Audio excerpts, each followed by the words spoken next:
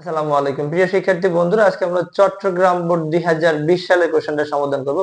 বল থেকে চট্টগ্রাম বোর্ড 2020 সালে যে কোশ্চেনটা আসছে সেটা দুইটা উদ্দীপক দিয়ে আসছে। একটা হলো গতি থেকে লেখচিত্র অর্থাৎ বেগ বর্ণন সময় লেখচিত্র থেকে, এবং অন্যটা বল এর অধ্যায় থেকে আসছে।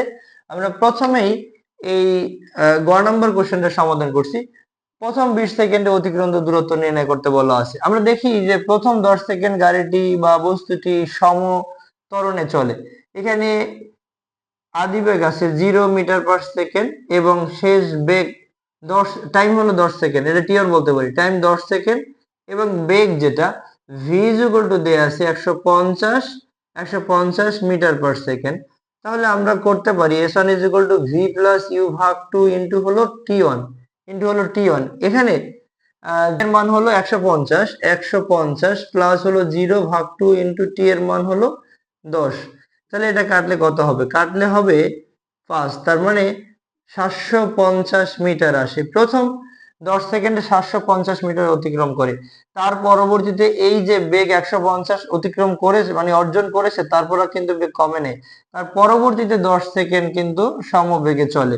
ভি ইজ ইকুয়াল টু আমরা নেব 10 মিটার, পরবর্তীতে 10 সেকেন্ড 150 মিটার পার সেকেন্ড সমবেগে চলে। তাহলে 150 মিটার পার সেকেন্ড টাইম টি টু, এটাকে টি2 বলতে পারি, আবারও 10 সেকেন্ড। তার মানে s2 ইজ ইকুয়াল টু হবে ভি টি2। ভি হলো 150 ইন্টু হলো এখানে 10, তার মানে এখানে হচ্ছে 1500 মিটার। তো ফাইনালি এই 20 সেকেন্ডে অর্থাৎ এখান থেকে এই পর্যন্ত আসতে এতটুক প্লাস এতটুক, এই দুই স্টেপে যে দূরত্ব অতিক্রম করে তা হলো s is equal two s1 plus s2 এর দূরত্ব। s1 হলো 750 আর s2 হলো 1500। তার মানে এখানে হয় 2250 মিটার দূরত্ব অতিক্রম করে। তো দেখা যায় যে টোটাল 20 সেকেন্ডে গাড়িটি, হ্যাঁ গাড়ির কথাই বলা আছে উদ্দীপকে, গাড়িটি 2250 মিটার দূরত্ব অতিক্রম করে। খুব সহজ। এরকম গ্রাফের অঙ্ক আমরা অনেক করেছি গতি অধ্যায়। চিত্র অনুযায়ী এম বস্তুর উপর পি বস্তুর বলের প্রভাব আমরা এটা বের করতে চাই। তো দেখা যায় যে পি বস্তুটাকে পৃথিবী নিচের দিকে টানছে। বস্তুকে পৃথিবী অভিকর্ষ বলের প্রভাবে নিচের দিকে টানছে। প্রথমে আমরা পি বস্তুর ওজন বের করে নেব। তাই পি বস্তুর ভর কত? ভর এম ইকুয়াল দেয়া আছে 3 কেজি, অর্থাৎ এটাকে আমরা এমপি বললাম, পি বস্তুর ভর বললাম। তার মানে W equal M G, MP into G. তাহলে এই পি বস্তুর ভর কত? 3। জি এর মান কত? জি এর মান হলো 9.8 meter per second square, 9.8 meter per second square. তাহলে এটা যেটা হয় 3 24, 3 নং 27, 28, 29, 29.4 নিউটন বলে, 29.4 নিউটন বলে এই এম ভরের বস্তুটাকে নিচের দিকে টানবে।